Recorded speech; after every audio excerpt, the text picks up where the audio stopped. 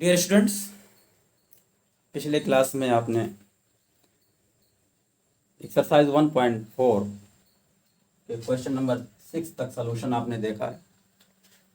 आज के हम क्लास में आपको क्वेश्चन नंबर 7 से सलूशन बताने वाले हैं, जो यूनियन, इंटरसेक्शन और डिफरेंस पर आधारित है। आइए देखते हैं क्वेश्चन नंबर 7 क्या है। यदि a equal to x such that x एक प्राकृतिक संख्या है, b equal to x such that x एक सम प्राकृतिक संख्या है, c equal to x such that x विषम प्राकृतिक संख्या है तथा d equal to x such that x एक अभाज्य संख्या है, तो निम्नलिखित ज्ञात कीजिए। तो पहले चूंकि हमारा जो समुच्चय दिया हुआ है वो समुच्चय निर्माण विधि में लिखा हुआ है, तो फर्स्ट ऑफ ऑल आपको उसको रोस्टर मेथड से बदलना है। इसीलिए सेट में शुरू में आपको बताया गया है, उसी की प्रैक्टिस कराई गई है कि कैसे समुच्चय निर्माण विधि को रोस्टर विधि में बदला जाए और कैसे रोस्टर विधि को समुच्चय निर्माण विधि में। अगर आपका ये कॉन्सेप्ट क्लियर नहीं है तो आप इसको बदल ही नहीं पाओगे, और जब बदल ही नहीं पाओगे तो इंटरसेक्शन, यूनियन या डिफरेंस कैसे आप निकालोगे, क्योंकि एलिमेंट का पता ही नहीं रहेगा। इसलिए अगर आपने उसको नहीं सीखा अभी तक, आपने उस लेक्चर को नहीं पढ़ा है, तो आप जा करके उस लेक्चर को पढ़िए और समझिए, तब उसके बाद इस क्वेश्चन को आप समझ पाओगे। आइए देखते हैं सॉल्यूशन, हल। पहला पार्ट नहीं बल्कि हम पहले सेट जो दिए हुए हैं इनको हम जो है a इक्वल टू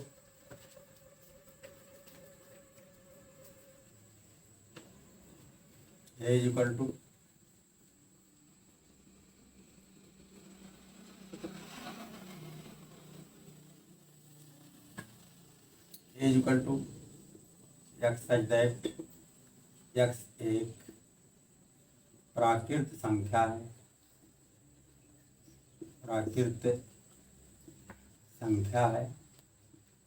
दूसरा सेट है b equal to x such that x एक सम प्राकृत संख्या है, एक सम प्राकृत संख्या है। तीसरा सेट है एक्स सच दैट एक्स एक विषम प्राकृत संख्या है,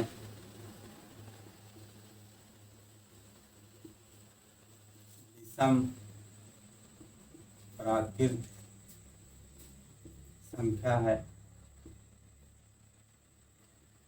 और चौथा सेट है set d equal to x such that x एक अभाज्य संख्या है, एक्स सच दैट एक्स एक अभाज्य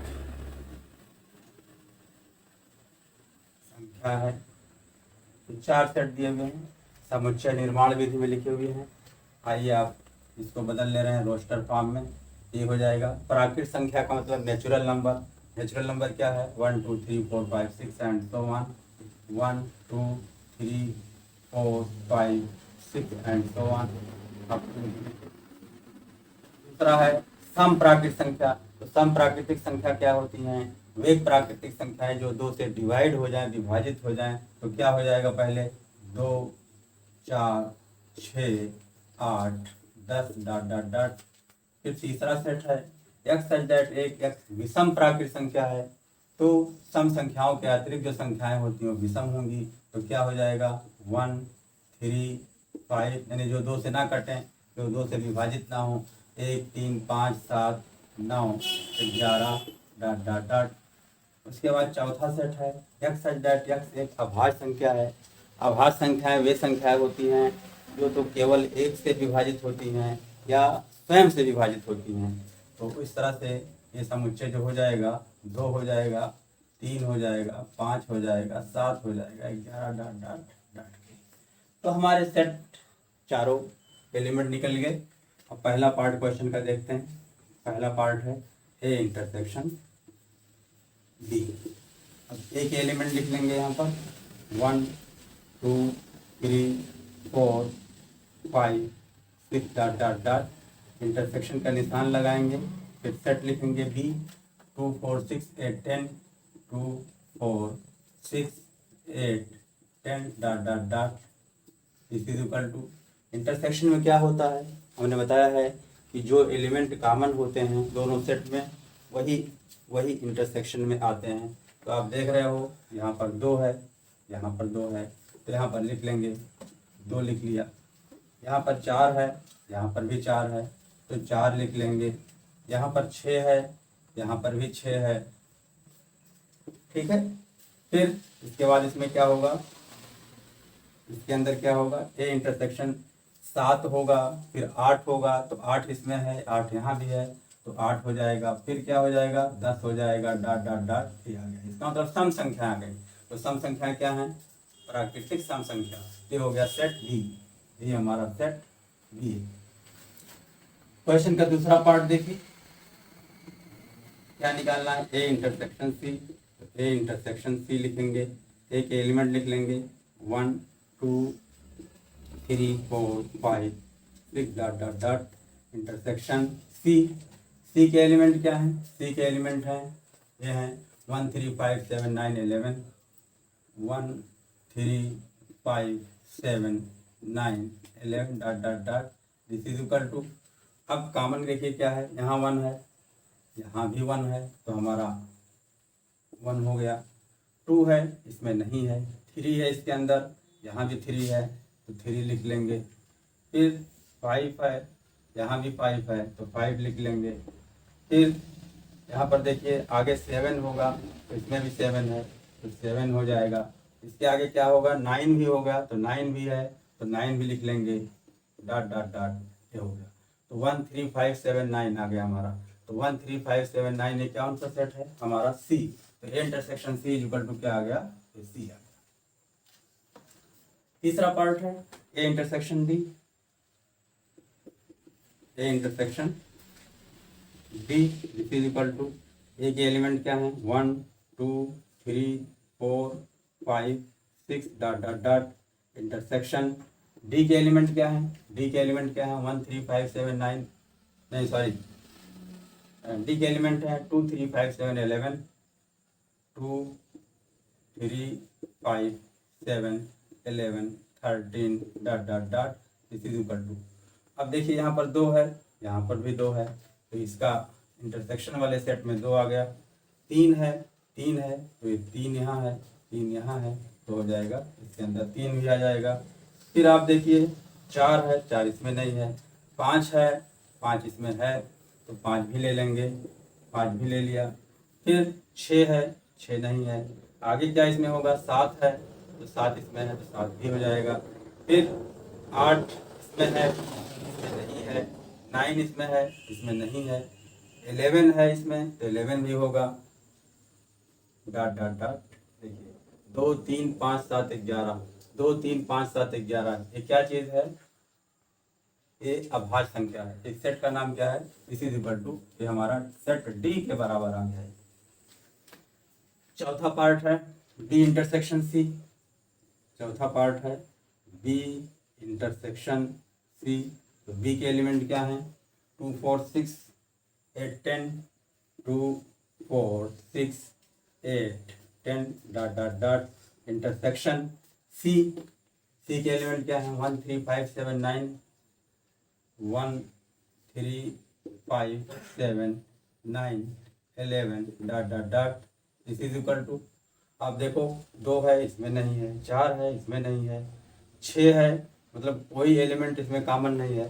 तो अगर 2 सेट में कोई एलिमेंट कॉमन नहीं है तो इसका इंटरसेक्शन क्या होगा, 5 होगा। पांचवा पार्ट है B intersection D. B intersection D equal to, D के एलिमेंट क्या है, 2 4 6 8 10 2 4 6 8 10 डॉट डॉट डॉट इंटरसेक्शन का निशान लगाएंगे। फिर डी के एलिमेंट क्या है, 2 3 5 7 11 2 3 5 7 dot dot dot 11 dot dot dot ये आ गया। आप देख रहे हो 2 यहाँ है, 2 यहाँ भी है, और कोई एलिमेंट कॉमन नहीं है। तो दिस इज इक्वल टू क्या आ गया, दिस इज इक्वल टू आ गया, सिर्फ जो है इसका इंटरसेक्शन 2 आ गया। छठा पार्ट देखते हैं। छठा पार्ट है C intersection D. C intersection D. तो सी के एलिमेंट क्या हैं? सी के एलिमेंट हैं 1 3 5 7 9 11, 1 3 5 7 9 11 dot dot dot intersection. D के एलिमेंट क्या हैं? 2 3 5 7 11, 2 3 5 7 11 dot dot dot this is equal to. अब देखो यहाँ पर 3 है, यहाँ पर 3 कॉमन है, तो इंटरसेक्शन में और कोई एलिमेंट, हाँ देखिए 3 है, 5 है, यहाँ भी 5 है, 7 है, यहाँ भी 7 है। फिर देखिए यहाँ पर, अच्छा डी में क्या है? डी अभाज्य संख्या, तो 2 3 5 7 11। और सी क्या है? सी है 1 3 5 7 9 11, तो 1 इसमें है, इसमें नहीं है तो नहीं लिया जाएगा। अच्छा 3 है इसमें, तो 3 हम ले लेंगे यहाँ पर। 5 है तो 5 भी ले लेंगे। फिर 7 है, दोनों में कॉमन है, 7 भी ले लेंगे। आप देखिए 9 इसमें है, इसमें नहीं है, 11 है तो 11 भी ले लेंगे। ऐसे ही डॉट डॉट डॉट। फिर 3 5 7 11 क्या चीज़ है? 3 5 7 11 जो है, ये जो है अगर इसके अंदर 2 है तो इसे कहते हैं अभाज्य संख्या। अगर 2 नहीं है इसे कहेंगे सम अभाज्य संख्या। ये क्या हो गई? सम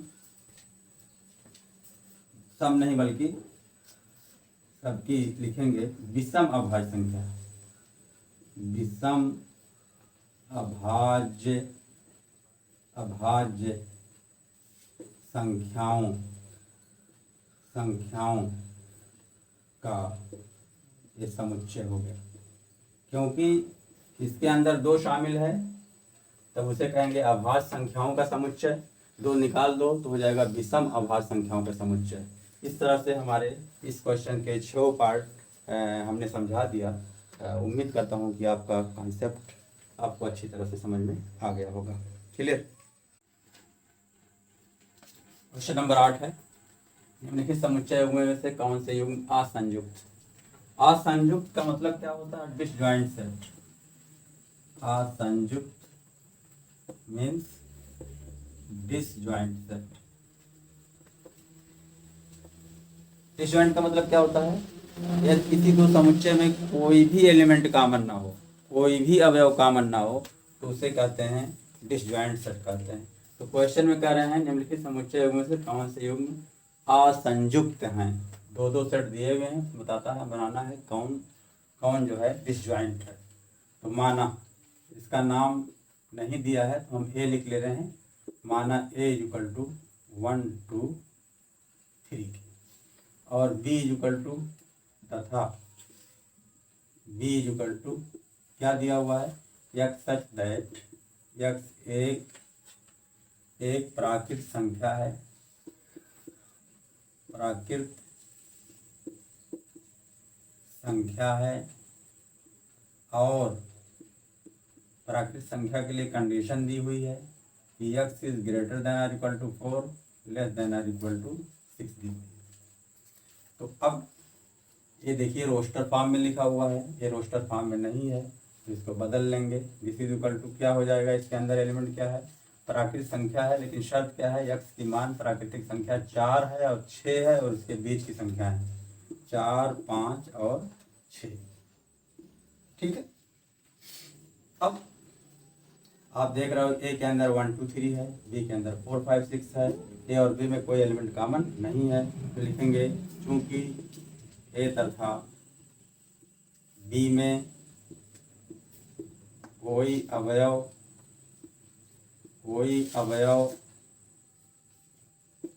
उभयनिष्ठ नहीं है, उभयनिष्ठ यानी कॉमन नहीं है, इसलिए ए तथा बी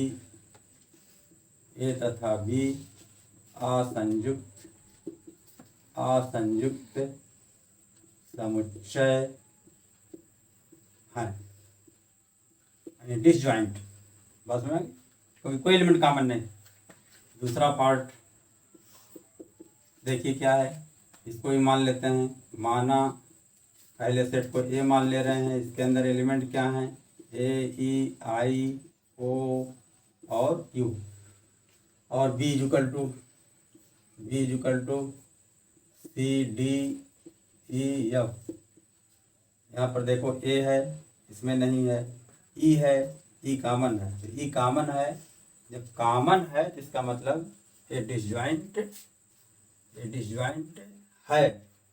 यही पूछ रहे हैं कि युग्म असंयुक्त है, तो ये तो पहला वाला असंयुक्त समुच्चय है, डिसजॉइंट सेट है। मगर दूसरे वाले एलिमेंट में देख रहे हो आपके सेट में ई यहाँ भी है, यहाँ भी है, यानी एलिमेंट कॉमन है। तो चाहे एक एलिमेंट कॉमन हो, चाहे एक से ज़्यादा एलिमेंट कॉमन हो, तो उसको हम डिसजॉइंट नहीं कहेंगे, यानी असंयुक्त नहीं है। तो चूंकि ए तथा बी में अवयव ई उभयनिष्ठ है, इसलिए ए तथा बी असंयुक्त यानी डिसजॉइंट नहीं है। बात समझ में आ गई। तीसरा पार्ट क्या है?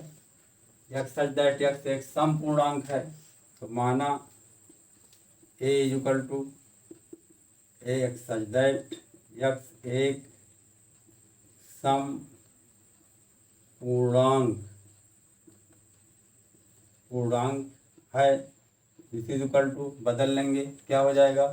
सम पूर्णांक, यानी इसके अंदर जो है जो 2 से डिवाइड हो जाए तो हो जाएगा डॉट डॉट डॉट -4 -2 0, फिर और क्या हो जाएगा? +2 +4 +6 डॉट डॉट डॉट, ये सारी संख्याएं समपूर्णांक हो गई।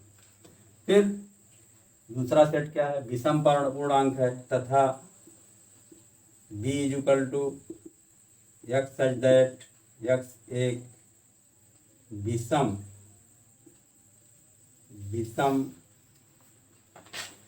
पूर्णांक है। इक्वल टू विषम का मतलब क्या होता है? जो दो से विभाजित ना हो, डॉट डॉट डॉट, तो हो जाएगा -3, फिर -1, फिर 0 इसके अंदर नहीं आएगा, फिर +1, फिर 3, फिर हो जाएगा -5, ठीक है, फिर +5 डॉट डॉट डॉट, ये विषम पूर्णांक हो गए। दोनों को मिला दोगे तो पूर्णांक हो जाएगा, ठीक है। तो अब आप देख रहे हो इसके अंदर, आप देखें कि कॉमन है कि नहीं कॉमन है। इसमें अंदर देख रहे हो कोई एलिमेंट कॉमन नहीं इसके अंदर है, तो ये कैसे सेट हो गए? असंयुक्त हो गए। तो लिखेंगे चूंकि ए तथा बी में कोई अवयव यानी एलिमेंट उभयनिष्ठ माने कॉमन नहीं है, इसलिए ए तथा बी, जब कोई एलिमेंट कॉमन नहीं होते हैं तो उसी को डिसजॉइंट सेट कहते हैं, यानी असंयुक्त है। तो ये जो पेयर है तीसरा वाला, ये असंयुक्त है, क्योंकि कोई एलिमेंट इसके अंदर कॉमन नहीं है, इसलिए ए तथा बी असंयुक्त हैं। बात क्लियर हो गई। इस तरह से हमारे तीनों पार्ट का सलूशन कंप्लीट हो गया। नंबर 9, यहाँ पर 4 सेट दिए हुए हैं ABCD, तो करें निम्नलिखित को ज्ञात कीजिए। सब में डिफरेंस ही ज्ञात करना है। तो अगर आपको एक डिफरेंस निकालना मालूम है तो सारे डिफरेंसेस निकालना आ जाएंगे। डिफरेंस ऑफ 2 सेट, यानी 2 समुच्चयों का अंतर ज्ञात करना है। इसका हल देखते हैं।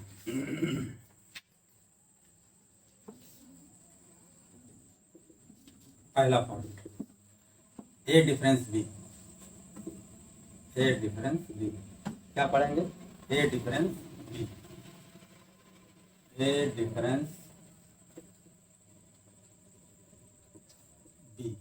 या ऐसे कहते हैं ए अंतर बी भी कहते हैं इसी को। तो ए डिफरेंस बी, ए के एलिमेंट लिख ले रहे हैं यहाँ पर 3 6 9 12 9 12 15 18 और 21 हो गए।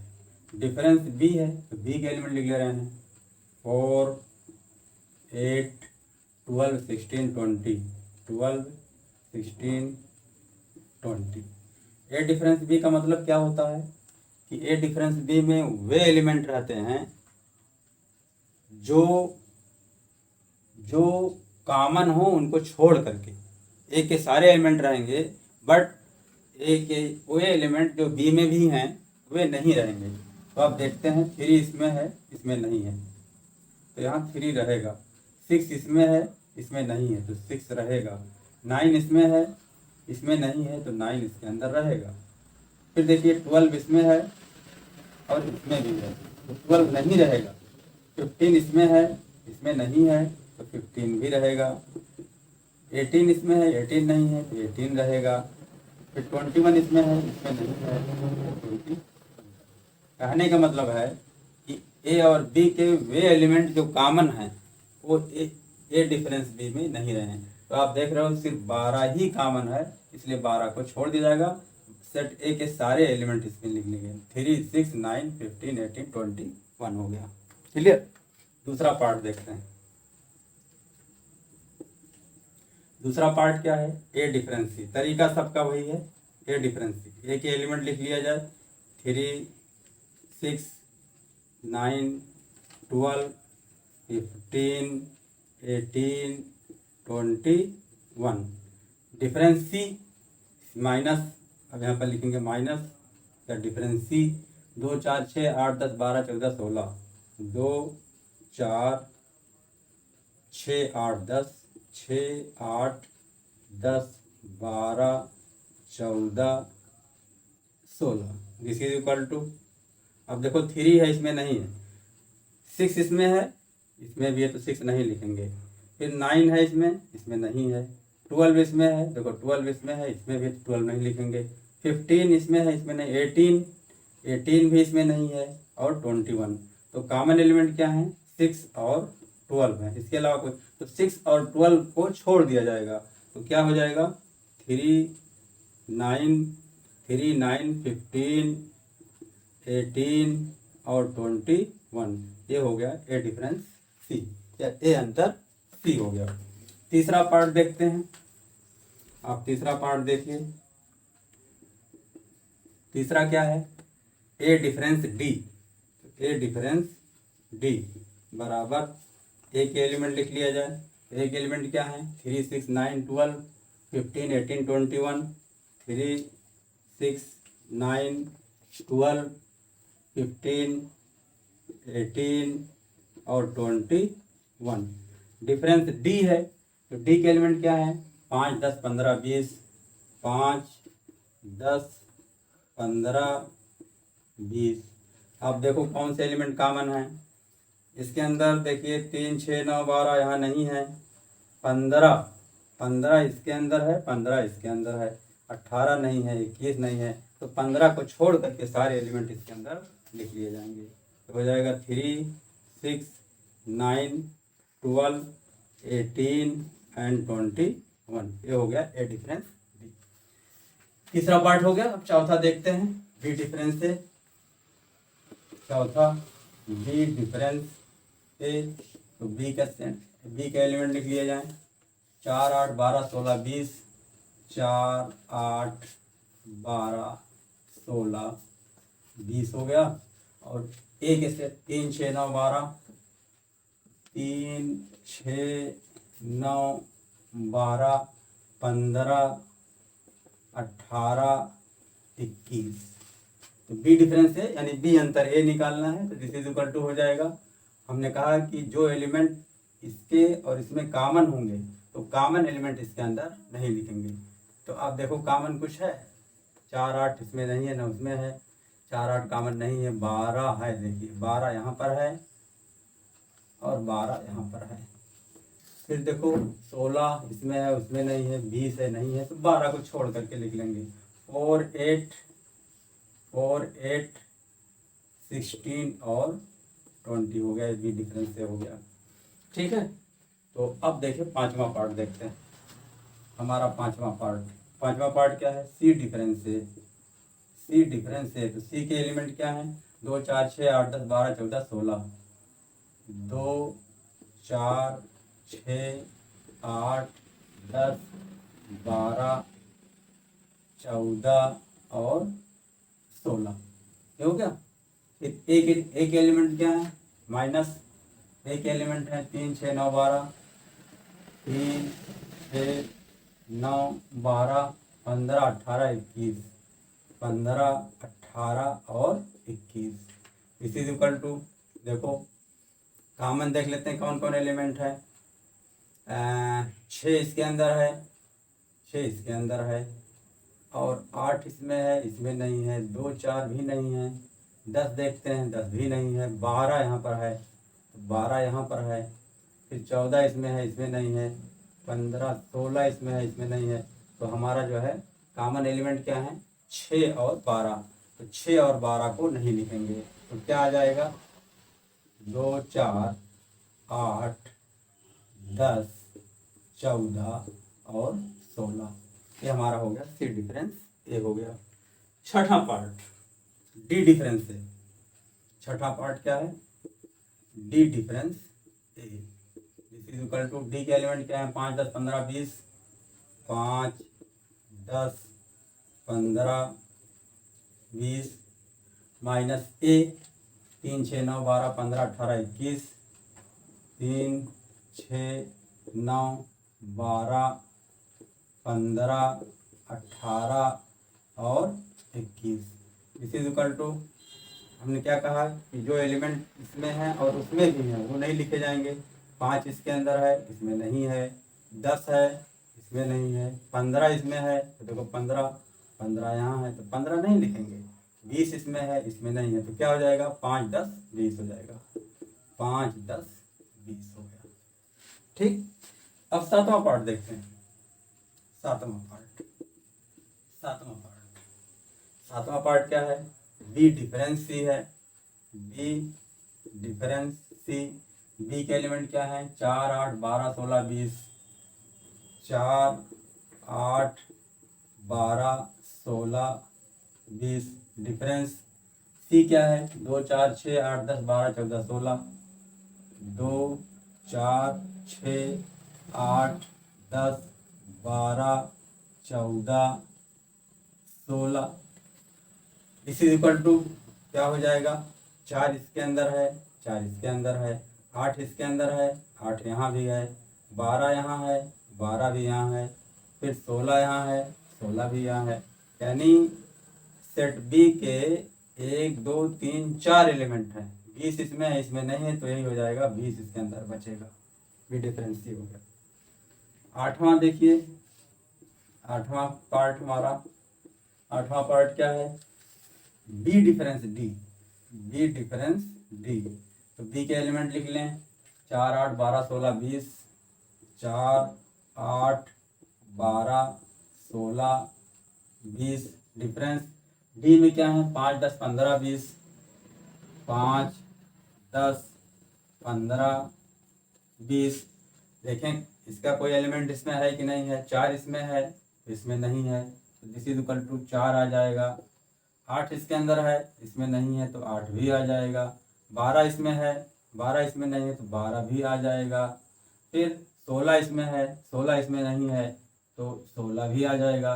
20 इसमें है, 20 इसमें भी है, इसलिए 20 को नहीं निकलेंगे। तो 4 8 12 16 ये हो गया बी डिफरेंस डी के। देखते हैं नौवां पार्ट सी डिफरेंस डी। हमारा 9वां पार्ट है सी डिफरेंस डी।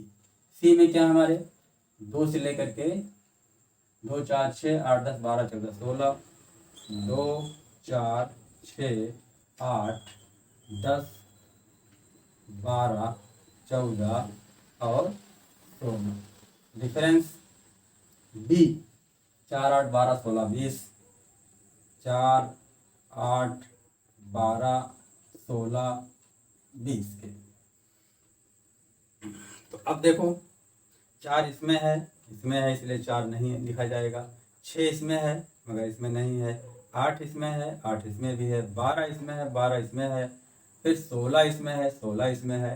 तो अब क्या हुआ, 1 2 3 4, 1 2 3 4 एलिमेंट कॉमन है। जो कॉमन वाले एलिमेंट सी के हैं वो नहीं लिखे जाएंगे, तो बचा क्या, इसी इक्वल टू हो जाएगा, हमारा आंसर हो जाएगा 2 आ जाएगा, 6 आ जाएगा, 10, 2 6 10, 2 6 10 14, 2 6 10 और 14, ये हो गया हमारा सी difference.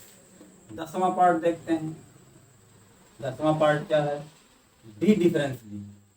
D difference B, D क्या है, 5 10 15 20, 5 10 15 20। डिफरेंस बी क्या है, 4 8 12 16 20, 4 8 12 16 20 के। दिस इज इक्वल टू, आप देखो 5 इसमें कॉमन देख ले रहे हैं, क्या है 5 10 15 20 में सिर्फ 20 ही कॉमन है, तो ये 20 डिफरेंस में नहीं आएगा, 5 घट जाएगा, 5 10 15 बचा हमारा। 11वां पार्ट है सी डिफरेंस डी। सी डिफरेंस डी, तो सी क्या है, 2 4 6 8 10 12 14 16, 2 4 6 8 10 12 14 16 हो गया। डिफरेंस डी क्या है, 5 10 15 20 है, 5 10 15 हमारा 20 है। दिस इज इक्वल टू, आप देखो इसके अंदर 10 है, यहाँ भी 10 है, और क्या है, और कोई एलिमेंट कॉमन नहीं है, ठीक है। तो क्या बचेगा डिफरेंस में, सी डिफरेंस डी में 2 बचेगा, 4 बचेगा, 6 बचेगा, 8 बचेगा, 12 बचेगा, 14 बचेगा और 16 बचेगा।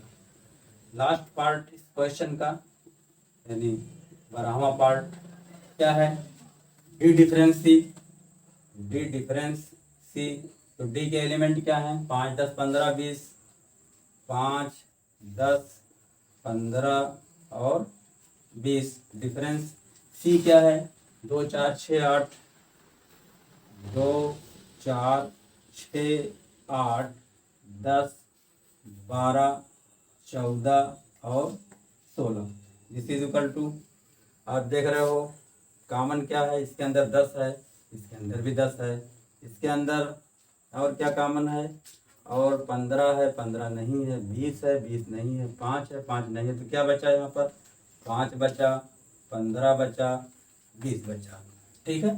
अब आप देखो जरा यहाँ पर ए डिफरेंस बी निकाला गया, फिर बी डिफरेंस है, दोनों, इसका मतलब क्या होता है, A difference B does not equal to B difference है। ऐसे ही ए डिफरेंस सी डिफरेंस है इक्वल नहीं है, इसका मतलब क्या हुआ, A difference C does not equal to C difference से, ठीक है। इस तरह से हमारा क्वेश्चन नंबर 9 का सोल्यूशन कंप्लीट हुआ। नंबर 10 हमारा है, यदि समुच्चय x equal to A B C D और समुच्चय y equal to F B D G, तो करें निम्नलिखित को ज्ञात कीजिए। वही चीज़ें हैं, डिफरेंस ज्ञात करना है, यहाँ डिफरेंस ज्ञात करना है, इंटरसेक्शन ज्ञात करना है। आप यूनियन पढ़ चुके हो, इंटरसेक्शन भी पढ़ चुके हो, डिफरेंस भी पढ़ चुके हो, बार बार वही। अब तो काफ़ी हद तक आपको समझ में आ गया होगा, कोई दिक्कत नहीं आनी चाहिए। तो हल, पहला part x equal to A B C D and y equal to F B D G. तो x डिफरेंस y निकालना है, देयरफॉर x डिफरेंस y। तो x डिफरेंस y में क्या होता है कि x के वे एलिमेंट जो y में होंगे वो नहीं लिखे जाएंगे। तो देख रहे हो इसमें b है, ये y में है, और d है यहाँ पर, ये भी है, तो हमारा x डिफरेंस ए क्या आ जाएगा, a कामा c, ये हो गया। दूसरा पार्ट y डिफरेंस x निकालना है। y डिफरेंस x के लिए वही मामला है कि y के एलिमेंट, y के वे एलिमेंट जो कॉमन होंगे वो नहीं लिखे जाएंगे। तो y के एलिमेंट, y में जो है b है, इसमें b है और d है, तो नहीं लिखा जाएगा। क्या लिखा जाएगा, सिर्फ या फिर g लिखा जाएगा, ठीक है, कॉमन एलिमेंट छोड़ दिया जाएगा। तीसरा पार्ट क्या है, x intersection y। x intersection y, intersection के लिए बताया गया है कि दोनों सेट में जो कॉमन एलिमेंट होंगे वही इंटरसेक्शन में हो जाएंगे। तो a यहाँ है, इसमें a नहीं है, बी है, सी है, डी है, तो बी इसमें है और डी इसमें, यानी बी और डी कॉमन है, तो हमारा इंटरसेक्शन में आ गया बी कामा डी के। इस तरह से एक बहुत ही छोटा क्वेश्चन था। क्वेश्चन नंबर 11, यदि आर वास्तविक संख्याओं का समुच्चय हो और क्यू परिमेय संख्याओं का समुच्चय हो, तो कह रहे हैं आर माइनस क्यू जो है, आर डिफरेंस क्यू जो है, वो कौन सा समुच्चय होगा। देखते हैं, बहुत आसान है, ये भी जुबानी है। इसका सॉल्यूशन आर इक्वल टू क्या है, वास्तविक संख्याओं का समुच्चय। इसी को लिख सकते हो x सच दैट x एक वास्तविक संख्या है, सेट के रूप में, सिंबल के रूप में आपने लिख सकते हैं। q इक्वल टू, q क्या है, परिमेय संख्याओं का समुच्चय है, परिमेय संख्याओं का समुच्चय है। दिस इज इक्वल टू, ऐसे सिंबल के रूप में लिखेंगे x सच दैट x एक परिमेय संख्या है, परिमेय संख्या है। तो क्या निकाल रहे हैं, पूछ रहे हैं, देयरफॉर r माइनस क्यू, यानी r डिफरेंस क्यू, r अंतर क्यू। तो वास्तविक संख्याएं में परिमेय संख्या और अपरिमेय संख्या होती है, परिमेय और अपरिमेय होती है। तो परिमेय संख्या जब निकाल लेंगे तो क्या बचेगी उसके अंदर, अपरिमेय ही बचेगी। तो इसलिए r minus Q equal to हो जाएगा अपरिमेय संख्याओं का समुच्चय। इसको सिंबल में लिखेंगे, this is equal to x such that x एक अपरिमेय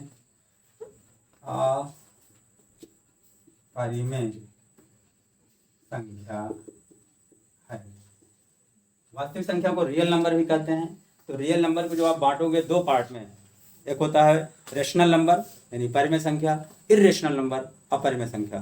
तो यहाँ पर देख रहे हैं क्यू क्या है, परिमेय संख्या है, रेशनल नंबर है। तो जब रेशनल नंबर को माइनस कर दोगे रियल नंबर में से, तो क्या बचेगा, इर्रेशनल नंबर बचेगा, यानी अपरिमेय संख्या ही बचेगी।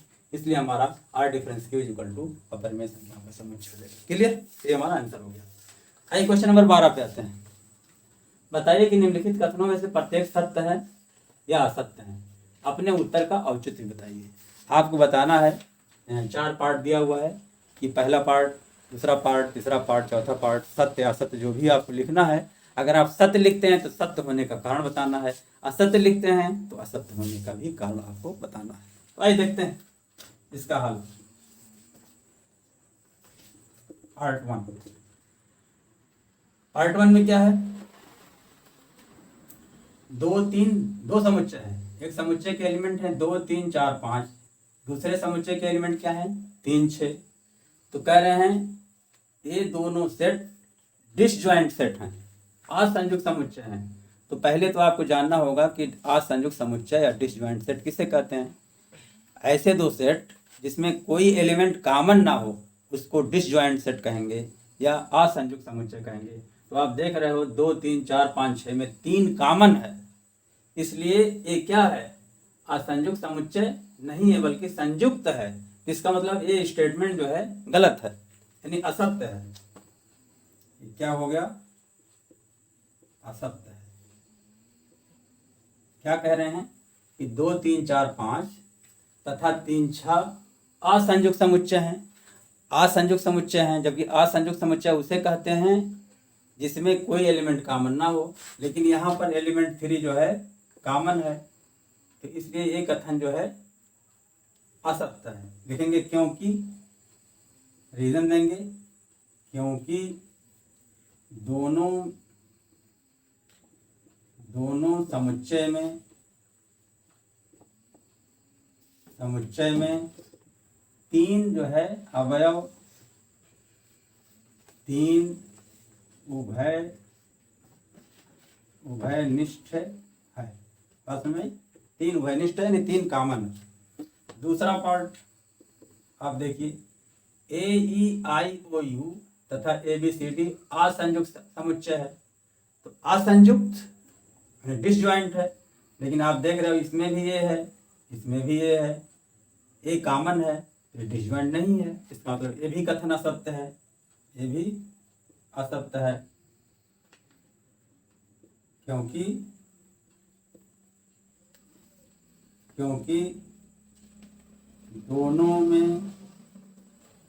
दोनों में अवयव ए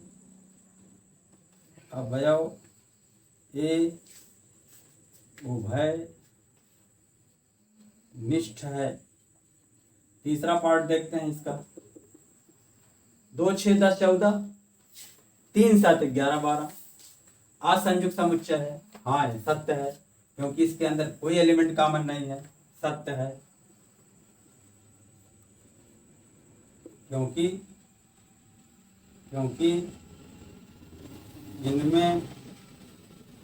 इनमें माने दोनों समुच्चय में कोई अवयव उभयनिष्ठ यानी कॉमन उभयनिष्ठ नहीं है, कोई अवयव कॉमन नहीं है। चौथा पार्ट 2, 6, 10, 3, 7, 11, इसमें भी कोई एलिमेंट कॉमन नहीं है, ये भी जो है सत्य है। चौथा पार्ट भी सत्य है। रीजन में क्या लिखेंगे? क्योंकि कोई अवयव इनमें कॉमन नहीं है। बात समझ? तो डिसजॉइंट सेट वे होते हैं जिनमें कोई एलिमेंट कॉमन नहीं होते हैं। अगर कॉमन है तो उसे डिसजॉइंट सेट नहीं कहेंगे। इस तरह से हमारी ये पर्सनली 1.4 का सलूशन कंप्लीट हो गया। उम्मीद करता हूँ कि आपको समझ में आ गया होगा, लेकिन समझ में आने के साथ साथ आप जब प्रैक्टिस इसकी करेंगे तभी जो है आपका कॉन्सेप्ट क्लियर होगा। इस तरह से क्लियर।